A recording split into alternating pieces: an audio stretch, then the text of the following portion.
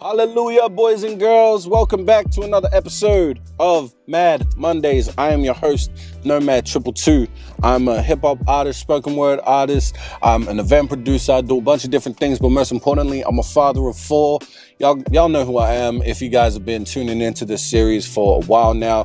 This is episode number 5. For those of you who don't know who I am, we got 4 more episodes of this backlogged. Make sure you go and watch that first. Make sure you go check out my music. I'm on all of the platforms, Apple Music, Spotify, all of that. And I know my accent can be a little bit confusing, but that's because I'm influenced by the entire world. I'm a multicultural person, and I'm a proud Pacifica, Samoan, and M.A.D man. And that's the intro for this episode. Anyway, this series, if you don't know what it's about, it's where I get a chance to talk to you guys directly and let you guys in on who I am as a person, so that we can sort of, demystify the difference between Damon and Nomad222. And this episode, I'm going to be talking about the creative process. I've got some questions here to answer for you guys that'll let you guys in on what my typical creative process is, how I work when I get into the studio and start to make music, or even the writing process. So without any further ado, let's get to the first question. The first question is, can you walk us through your typical creative process when making music? Now, my process is very simple. I don't really produce. I also don't really have the time to get into the studio and work with different producers and things like that. So I've kind of adapted my process a little bit over time to better suit my situation, which is, I'm a father of 4, so I got to be at home most of the time to help with the kids, and not help, just be a father, right? I know that's quite an annoying term when men say that, they're helping with the kids, as if it's like not their primary objective. It is definitely my primary objective. Me and my partner, we split the duties half and half, and watch the kids. And so anyway, the creative process, I've had to adapt for that lifestyle. When I first got started and taking it seriously was like 2015, and it was a lot simpler back then. I was fresh out of high school, no kids, no real responsibilities. So all I would do is I would look up type beats on YouTube, and I would start writing to those beats and just have a bunch of different things saved. I used to do it in Word documents on my laptop, and then I broke that laptop and all I had was my phone. So all of my music goes straight into my phone. I know that's probably disappointing for some of the purists out there who think that you need a notepad and pen. But I'm here to say that, keeping it digitized and keeping it all there is better for the environment. And it's also just more convenient because I can go to it at any time. I can keep it all organized. I don't have to worry about whether or not I lose a sheet of paper or whatever. So that's how I've been doing it for years now. So I want to say since like 2017, I've been writing on my notes app in my phone. And, when a song comes out, I'll convert it to a PDF, and then I've got the lyrics saved somewhere, and I'll put that into a folder. But for the most part, it's all happening in my notes app. And the way that the process has changed and I've adapted it to it now is, obviously since I've gotten more exposure to the scene and made more connections and networked with people, I know a lot more producers and things like that. So while I still like to tap into type beats on YouTube, it's definitely the most convenient thing, especially when I'm looking for a certain sound. So let's say I want to do something like J. Cole. I'll search up a J. Cole type beat, or if I want to tap into that boom bap sort of sound, I can literally just type in boom bap type beat, and it'll come up with all these different examples of what that is. But then on the flip side, I can also look up K-Tronada type beat if I want to do something a little bit more dancey, a little bit something similar to Amine or Gold Link, right? I can search up any kind of artist, and most likely there'll be a type beat for them, unless they're sort of like, emerging, or unless they are independent and, they haven't got that stature yet where producers are making beats based off their blueprint, right? But for the most part, you can access almost any sort of beat that you want. You just need to type it into the search engine, YouTube, Google, whatever, and it'll find it for you. Right, so that's how my process has kind of changed, and I'll write for a little bit. I could have ideas flow at any point in time. Like I could be driving home from work, I could be driving to work, I could be in the office, I could be in the garage, I could be in the middle of showering the kids, and something will come to me. And then that's, again, going back to the convenience thing of having the notes app. I can just open up my notes and then start jotting down ideas. And I'll usually have a folder of just spare 16s or freestyles, and I'll just like start typing down random thoughts that come to mind. And that gives me a reference point where, later on when I actually have the time to lock in and work on a specific song, I can always go back to these spare bars that I've had. And if they fit, then they fit, and I'll copy and paste, I'll move it over. And if they don't fit, then I'll just leave it alone. But always just having the ability to be able to access different bars, or even just jot down different bars at random points in time, is definitely the best. And I remember back in 2015 when I was working at a chicken shop, what I would do was I would have like a pen, and I would go and grab a spare chip packet, and I would write it down on there. And I would lose so many chip packets and so many ideas and thoughts and different bars, because it was a piece of paper that was easily discardable. If it falls out of my pocket, someone picks it up, thinks it's trash, throws it in the trash. Or, there's also the embarrassment of that. Like, I'm working at this chicken shop, and then people are, they still don't think that it's a viable career path to try and be a musician in this day and time, because they haven't seen it yet. But anyway, that's a whole other rant. Like I said, my creative process is quite simple. And if I do get the chance to go into a studio and lock in, it's really good to be able to work with an engineer, to work with a producer, because you get to experiment. And, my expertise when it comes to mixing and mastering certain things is not the best. So I kind of have to limit myself when I'm working alone to what my capabilities are. Like, I obviously I'm not going to bother to write something that sounds like Travis Scott in my head, where it's like very melodic, or I'm not going to write like Roddy Ricch, where it's auto-tune heavy and it requires a certain mix for me to sound like that, if I'm not going to be able to record it like that myself, right? But when I'm in the studio with an engineer like Iconic Beats or Levi, who people who understand how to make those sorts of chains, those vocal chains, then that's where I'll tap into a different sort of bag, and the possibilities are expanded a lot more. So yeah, with that being said, when I'm alone, I try and limit myself to what my comfort zone is, which is very much that J. Cole boom bap sort of sound, where it's just bars, and I can easily record that with the vocal chain that I have at home. But when I'm in the studio, the scope is widened like immensely. So that's the end of question one. I'm gonna leave it there. What inspires your songwriting, and where do your ideas come from? It comes from life. I write life raps, and I've been saying that for the longest time. I'm inspired by everything that I go through, and I'm inspired by authenticity. And the way that you stay authentic is by not rapping outside of what you experience. And all my experiences, with saying that, I used to think that I was at a disadvantage because I didn't grow up in street culture, and I didn't grow up living the thug life. I didn't grow up in that sort of lifestyle where there's an element of criminality or struggle or anything like that. I definitely had my own struggles, but the challenge for me was to sift through my life and figure out what those struggles actually were. I've experienced not a great deal of poverty, but definitely some financial hardships in my life. And I have a very wide perspective on what it means to live in a society where class is so important and currency is so important. So that's something that I rap about. And also, since 2018 and becoming a father, and now being a father of 4, I definitely feel like I have a lot to offer there in terms of perspective, in terms of viewpoints and references, and what it's like to be a man, to grow up in a society where, the standards on being a man are so different, and, the standards of men's mental health are so different and drastically different to women, but also understanding that we live in a misogynistic world, and we live in a world where women are treated less unequal. And that's something that's very important to me, you know.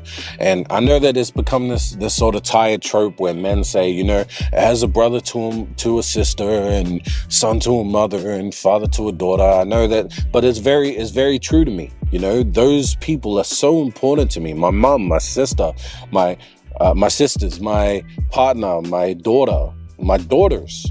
I have 2 daughters now. They're so important to me. So why would it not be important to me to make sure that society is changed to a point where they can thrive and you know, live the lives that they want to comfortably and safely? So that's the sort of things that I've been writing about since I was 18. And you know, trying to raise 2 young men to be better men and understanding what it means to be a better man myself. I've been writing about all of that for the longest time. So my songwriting, what I'm inspired by is just the life that I live and the person that I'm becoming, the people that I want to surround myself with. I'm inspired by all of it.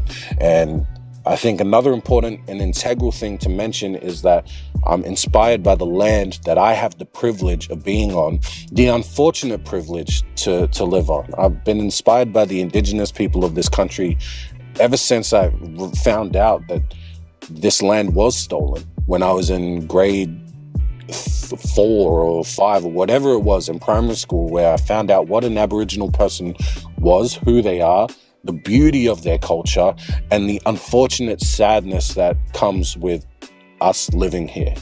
And you know, I feel like this is a great time for me to mention and acknowledge the traditional custodians of this land and recognize that this sovereignty has never been ceded in this country.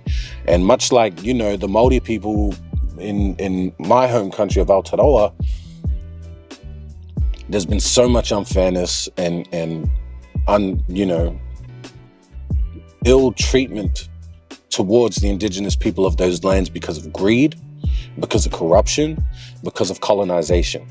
And I hope that my music, in some way, we're able to decolonize society as a whole. And I think I want to leave question number 2 at that. I hope that was all encompassing. If there's any more questions about that, let me know. Question number 3 is, how do you approach collaboration with other artists? Quite simply, you know, I'm collaborating with producers all the time. It's really just about negotiating and talking about what the sound is that we're trying to capture, what the experience is that we're trying to give the listener when they hear our song. And then they do their part and I do my part. Usually I prefer it if they can do their part first, but sometimes I'll have an idea for a hook that I can give to them, and then they can build a beat around that and we'll just expand from there. So it's really just that 50-50 collaboration, and it's always about 50-50, and it needs to reflect that way in the business sense too. I don't ever want to, you know, use and abuse another artist for their time and their labor and their work that goes into crafting the music that we make together. It's very important to me that everyone gets paid fairly, and even more so, it's never been about money for me. So I'm even more so willing to recognize and put my ego aside to go, you know what, you did a lot more work than I did to make this a reality, so you can get a bigger split. You can get a bigger piece of the pie than I do, because it just makes the most sense. And it's fair. And that's how I try and conduct myself as a professional across the board. When it comes to collaborating with other artists like that are, you know, not necessarily producers or engineers or anything like that, but the other songwriters and other voices that end up on a song with me, you know, I have a process at the moment where I'm doing pay what you want features. So if you guys are interested in that, if you're an artist out there who's looking for a feature from me, you can hit me up. And the process is really simple. I'll send it out to you in a PDF format. But basically, you can pay whatever you think a verse from me is worth, and I will get that verse done. I'll send it out to you, and we'll have a song together, and we can negotiate the splits. I'm very simple and easy when it comes to that. But otherwise, it's been a little while since I've reached out to an artist for collaboration. I'm agitated when they leave me on red like turning pages, like I said, and reach out. But I try and, you know, always just, I just want to work with people who I admire. And I want to work with people who I think I would sound great next to, and they would also sound great next to me. I want to work with people who are on the same wavelength as me. It's the same as, you know, the people that I want to listen to my music. You know, we got to be on the same wavelength, otherwise it doesn't make sense and you're not going to stick around. But there's a lot of people that I'm a big fan of that I haven't reached out to first. And for the most part right now, I'm just trying to build up my catalog to a point where I have the proof of concept that I am who I am and I do what I do. And if you want to work with me, then you want to work with me. Because for a while, it's felt like I've got a lot to prove. So once the concept is proved, then I won't need to work as hard in that department, if that makes sense. Anyway, what role does experimentation play in your creative process? It's always experimentation. I'm always experimenting with different sounds.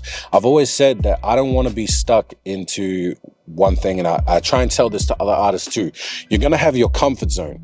You're going to have your comfort zone. And for me, my comfort zone is that J. Cole boom bap sort of sound that I came up with. It's something that's sort of second nature to me. When I hear a beat, my mind immediately goes into, all right, how can I tap into my regular flow that I usually go to, and how can I talk about the cultural, economic, societal state of the world, whatever Jada Smith said, but how can I talk about something important and do my conscious rap thing that I usually do? That's my comfort zone, right? So apart from that, I try and expand out of that. And that's when I get into things like, I'm not sure when you guys will see this, but hopefully my song Pray is out. Which is like the most drastically different song that I've ever done. Or, you know, a song like Testing, that's like, you know, it's funky. It's kind of got that Anderson .Paak sort of feel, where it's just, you know, it makes you want to get up and groove, and it's so different. It's out of my comfort zone. So I'm always experimenting, especially, again, like I said in the first question, if I get to go into the studio with a producer or someone who's able to give me a different vocal chain than what I'm used to, who's able to let me run wild with the auto-tune and things like that, then I'm going to have a play around. It's a playground in there. The studio is a playground, and I'm going in there to express myself and try new things, right? So it's always important when it comes to my creative process. How do you overcome creative blocks when they arise? Usually when I come up to writer's block, for example, that's the main one for me. If I have writer's block, I will try and move on to another project. I'll try and write something else, because usually it's just writer's block for that specific song. And if I'm hitting a wall on that song, then maybe I need to go to another song so that I can, you know, spend some time on that, get fresh ears for whatever it is I was writing before, and when it's time, I can move on to that. So I can kind of bounce between different songs, and that way I can stay productive. If I can't write songs and I'm having writer's block across the board, then I will try a different creative outlet. For me, I've been, you know, getting into a lot of basic graphic design. I use Canva, and I've gotten quite good at it over time. It's something that I learned to enjoy. So I'll play around with different things. You know, maybe I need to create different variations of my logo, or maybe there's something that I could be doing to create a design for merch or things like that. So finding a different creative outlet and doing that. Maybe I need to edit. Maybe I need to get on Final Cut or CapCut, edit some content, edit some lyric videos, caption some videos. Maybe I need to put together a reel or a TikTok or something like that. And I'll spend time doing that until I feel comfortable that I'm able to go back to the song and start writing there. But if I'm feeling creative block across the board, it's just time to put the tools down, go relax, take some time for myself, get out of the house maybe, or just go inside the house and chill with my family, watch TV, watch a movie or something like that. There's a lot of other things that I like to do that allow me to express. Maybe I need something to eat. Maybe I need time to sleep. Maybe I haven't had enough sleep. So there's always an answer. My brain's sort of always working and doing that active thinking sort of thing, where I break down what the root of the problem is and I just address it straight away. I've learned over time, I've had to learn over time, because at one point in time, I was just burning out every single day, staying up as late as possible, waking up as early as possible to get back to it, and just not making the best quality product that I possibly could. So now it's important to me that I need to treat my body like a machine. It needs to be taken care of. I need to oil it. I need to, I need to do everything that I can to make sure that it functions at a high capacity and high quality. So that includes getting enough sleep, making sure that I'm eating nutritious things and exercising and things like that. I'm not a perfect person. Let me make that clear. But I understand that at a fundamental level, the body needs to be taken care of first in order for the mind to work as sharply as possible.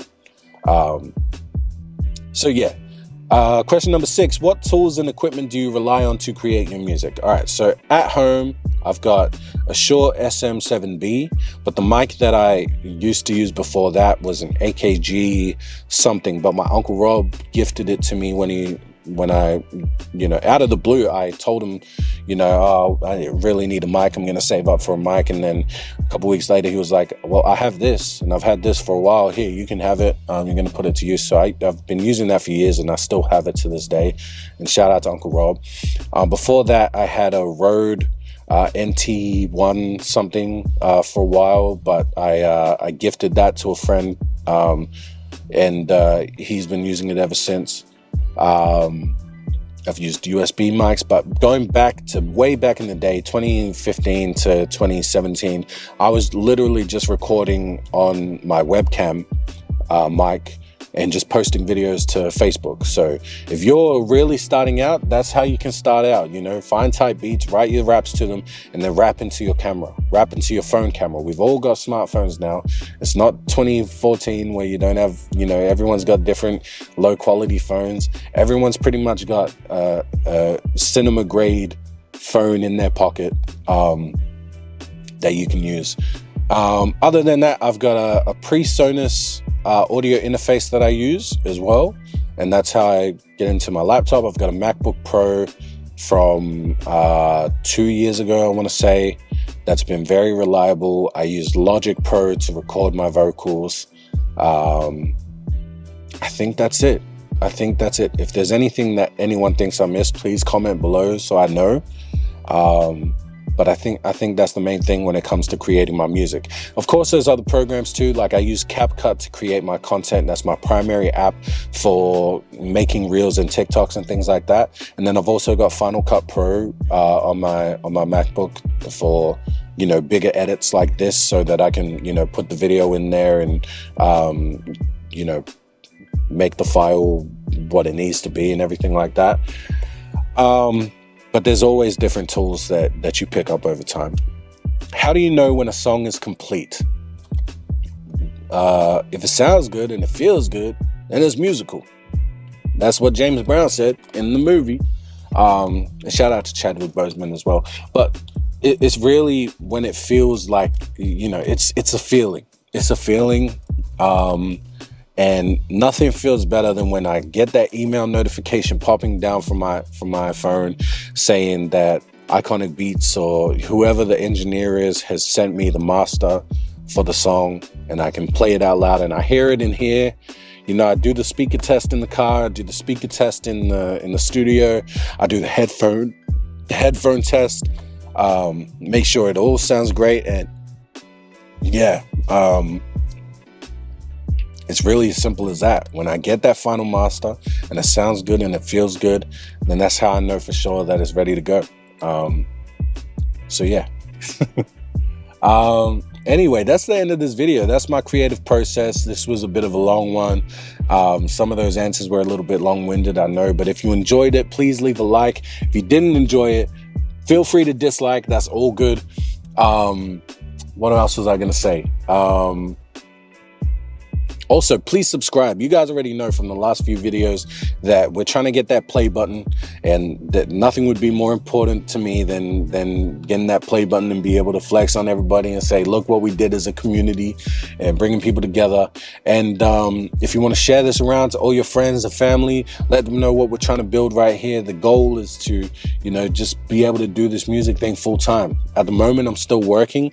I'm still, doing what I have to do to keep a roof over my head, but it would be great. The ultimate dream is to be able to do this, and keep a roof over my family's head. But anyway, you guys already know what it is. And remember that this is a community. We can't do it without community, because together we move.